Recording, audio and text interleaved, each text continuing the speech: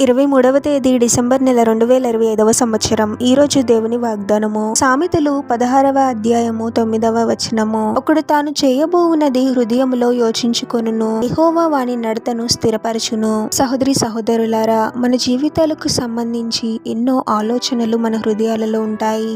ఎన్నో ప్రణాళికలను మనం వేస్తూ ఉంటాము. నా జీవితంలో ఇది జరగాలి, దీనిని నేను ఎలా అయినా సాధించాలి అని ఎన్నో అనుకుంటూ ఉంటాము. ఇది సహజమే. ప్రణాళికలను వేయడం తప్పు కాదు, కానీ దేవుని యొక్క సహాయం లేకుండా ప్రణాళికలను వేయడం మంచిది కాదు. మనం ఎన్ని ప్రణాళికలను వేసినా ప్రభు నిర్ణయించినదే మన జీవితాలలో జరుగుతుంది. ప్రభువు ఎటువంటి ద్వారమునైనా తీయగలడు, మోయగలడు. కేవలం మన సొంత జ్ఞానంను ఆధారం చేసుకుని ప్రణాళికలను వేయడం ద్వారా మనం అపజయాన్ని పొందొచ్చు, కోలుకోలేని నష్టం కలగవచ్చు. కానీ ఎప్పుడైతే మనము దేవుని సహాయం కోసము ప్రార్థిస్తూ ప్రభు చేత నడిపింపబడతామో మనము అన్ని విషయాలలోనూ ఆశీర్వదింపబడతాము, విజయాన్ని పొందుతాము. దేవుని సహాయం మనకు తోడుగా ఉంటే చాలు. మన దృష్టిలో ఇప్పుడు నష్టంగా అనిపించవచ్చు, కానీ ప్రభువే ఆ నష్టాన్ని కూడా మనకు మేలుగా మారుస్తాడు. ఎందుకంటే మన ప్రణాళికలు గొప్పవి కాకపోయినా మనల్ని నడిపిస్తున్న ప్రభువు గొప్ప దేవుడు. మనము విజయాన్ని పొందాలి అంటే దేవుని నడిపింపు తప్పకుండా అవసరము అని మనం గ్రహించాలి.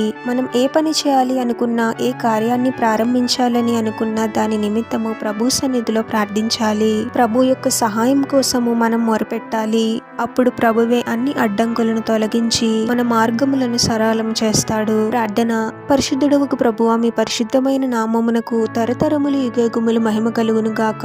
మరొక నూతన దినంలోనికి మమ్మల్ని క్షేమంగా ప్రవేశింపచేసిన దేవా, మీకే స్తోత్రం తండ్రి. సొంత జ్ఞానమును ఆధారం చేసుకుని ముందుకు వెళ్లే వారముగా కాకుండా మీ పైన ఆధారపడి మీ చేత మేము నడిపింపబడాలి తండ్రి. మా ప్రణాళికలు కంటే మీ ప్రణాళికలు, మా ఆలోచనల కంటే మీ ఆలోచనలు గొప్పవి అని నమ్మాలి ప్రభువా. మీరు ఏది చేసినా మా మంచికే చేస్తారు అనే విశ్వాసాన్ని కలిగి ఉండాలి తండ్రి. మేము అనుకోని పరిస్థితులు మా జీవితాలలో ఎదురైనప్పటికీ మీరు ఏది చేసినా మా మంచికే చేస్తారు అనే విశ్వాసాన్ని కలిగి ఉండాలి ప్రభువా. మీ సహాయం లేకపోతే మేమేమీ చేయలేము తండ్రి. మా ప్రతి ఆలోచనలోనూ, చేయు ప్రతి పనిలోనూ మీరే మాకు తోడుగా ఉండి మీరే మమ్మల్ని నడిపించమని ఈ ప్రార్థనలో ఏకీభవిస్తున్న ప్రతి ఒక్కరిని పేరు పేరున దీవించి ఆశీర్వదించి అభిషేకించమని, వారు చేసే ప్రతి పనిలో మీరే వారికి తోడుగా ఉండి వారిని అన్ని కీడుల నుండి, అపాయాల నుండి మీరే వారిని రక్షించమని ఈ మా మనవులన్నీ యేసుక్రీస్తు వారి పరిశుద్ధ నామంలో అడిగి వేడుకొనుచున్నాము తండ్రి. ఆమేన్.